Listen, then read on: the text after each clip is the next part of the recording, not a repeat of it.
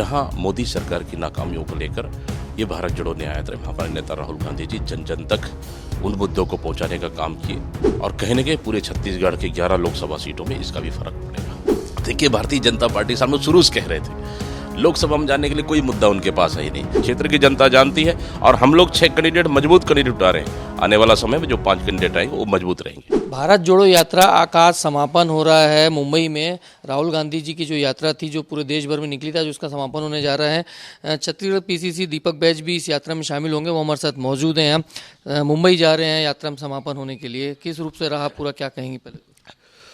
आज ऐतिहासिक second part माननीय राहुल गांधी जी का भारत जोड़ो न्याय यात्रा का समापन है, जहां 14 जनवरी से मणिपुर से लेकर महाराष्ट्र मुंबई तक का सफ़र रहा। लगभग 6000 किलोमीटर से अधिक का सफ़र, और उस भारत जोड़ो न्याय यात्रा का आज समापन समारोह है, जिसमें आज शामिल होने हम लोग मुंबई जा रहे हैं।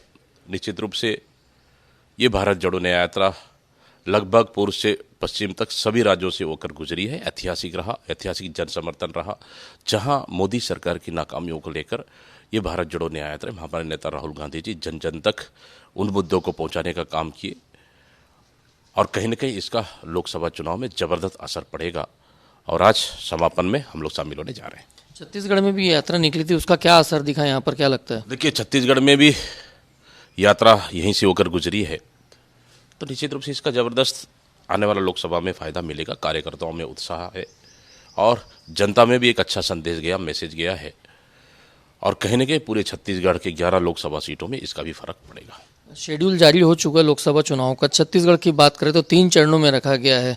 क्या लगता है, ये पर्याप्त है या कम होना चाहिए था? नहीं, ठीक है। पिछले समय भी लगभग 3 चरणों में ही हमारे पास छत्तीसगढ़ की चुनाव संपन्न हुई है। मैं बहुत बहुत बधाई, शुभकामनाएँ देता हूँ हमारे जितने भी अभी 6 लोकसभा कैंडिडेट को, और जहां एकदम जी जान से अपने क्षेत्रों में लगे हुए हैं। और छत्तीसगढ़ के मतदाता भाई बहनों को हमें पूरा उम्मीद है कि इस समय देश में सरकार बनाना है, नया परिवर्तन लाया है, नया लाना है, नया क्रांति लाना है।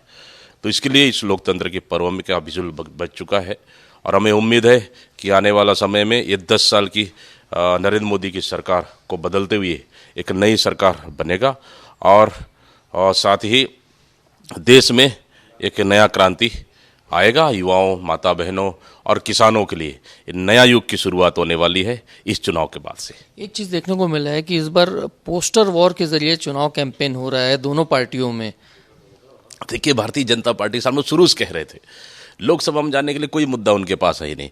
ना महंगाई है, ना बेरोजगारी है, ना काला धन है, ना युवा माता बहनों के लिए कुछ भी नहीं है। तो ये सिर्फ व्यक्तिगत हमले कर रहे हैं। इससे जनता समझती है कि व्यक्तिगत छवि नुकसान करने के लिए भारतीय जनता पार्टी चुनाव जीतने के लिए हम लोग शुरू से कह रहे थे वो किसी भी हद तक जा सकती है। तो उसका असर दिख रहा है। इससे कोई फर्क नहीं पड़ेगा। क्षेत्र की जनता जानती है और हम लोग 6 कैंडिडेट मजबूत कैंडिडेट उठा रहे हैं। आने वाला समय में जो 5 कैंडिडेट आएंगे वो मजबूत रहेंगे। कब तक आखिर इनके नामों की घोषणा हो जाए? अगर आज तो भारत जोड़ो न्याय यात्रा की समापन है, आज तो सभी नेता मुंबई में रहेंगे। मुझे लगता है संभवतः कल ज़्यादा चांसेस है, कल बाकी 5 सीटों का ऐलान हो जाएगा। पीसीसी चीफ दीपक बैज से हम बातचीत कर रहे थे और साफ उन्होंने कहा है कि कांग्रेस मजबूती के साथ चुनाव मैदान पे है।